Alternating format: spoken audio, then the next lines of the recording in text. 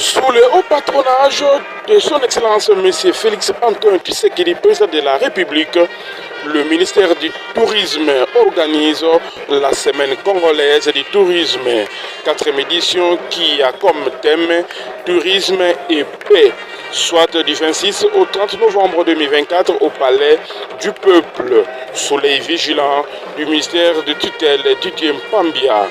Quelques dignes fils du pays trouvés sur le lieu louent l'initiative.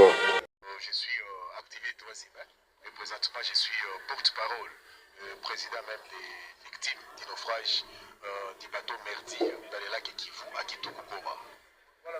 En tant que d'abord congolais, mais aussi nous avons ce devoir-là, en tant que membre, disons, de ces populations victimes. Nous sommes aussi présents et renseignés afin de pouvoir voir un peu la situation, comment la foire est en train d'être menée, parce qu'il y a le site qui est concerné, il y a le Nord Kivu qui est aussi concerné. En tout cas, nous sommes très motivés par rapport à tout ce qui se passe à ces moments. Nous sommes juste là aussi pour essayer de lancer notre message, parce que nous parlons avec les autorités de notre pays. Ça concerne vraiment le pays en entier et surtout les preneurs de décision. En fait, si on est là, on est en train de vouloir porter plus haut notre voix afin que la population soit quand même conduite ou que ce soit accompagnée dans leurs droits, parce qu'à tout moment, nous nécessitons de voir partout.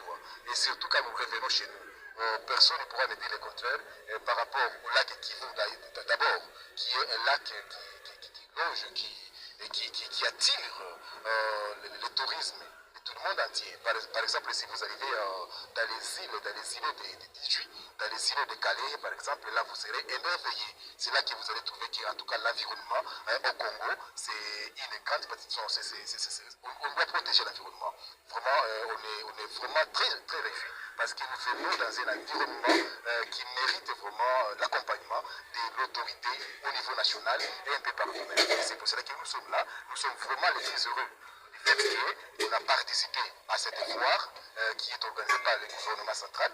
Et ça nous revient vraiment de continuer à parler, à féliciter, à encourager nos autorités, parce que pareilles choses vraiment sont encouragées.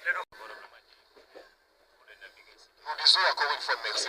Si Maman Aziz, Nathalie, des sociales, en tout cas, ce sont des personnels qui nous ont vraiment beaucoup réconfortés. Et je veux dire que les mesures qui ont été communiquées sont prises en compte. Moi qui suis présent, je vais vous dire que j'ai au moins avec moi, au niveau des sites Kivu, nous avons plus de 500 gilets que nous sommes en train de partager ou bien de disponibiliser pour les passagers qui veulent voyager au travers ces lacs Kivu, surtout en quittant les sites vers le nord, surtout que nous traversons un moment très difficile, là qui est les routes qui peuvent faire l'ouverture de la population vers les grandes villes, Bukavu et Goma, les routes sont quasiment impraticables.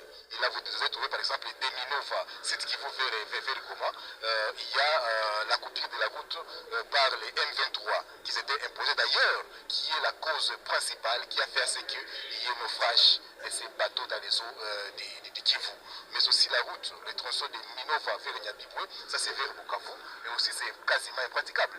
Et ça, vraiment, nous avons beaucoup salué les messages du VPM des transports, mais aussi l'accompagnement, parce que nous avons avec nous les gilets qui nous pouvons témoigner qu'au moins aujourd'hui, les gilets de sauvetage sont en train d'être portés à tout moment. Il n'y a personne qui peut traverser les lacs, même par les bottes motorisées, même par les bateaux. En tout cas, les mesures ont été prises avec rigueur. Voilà. Vous trouvez les conséquences, mais aussi vous allez trouver les recommandations que les victimes de ce naufrage ont eu à lancer auprès de la population, disons, du gouvernement. Ici aussi, vous allez trouver qu'il y a les listes maintenant de ceux-là qui étaient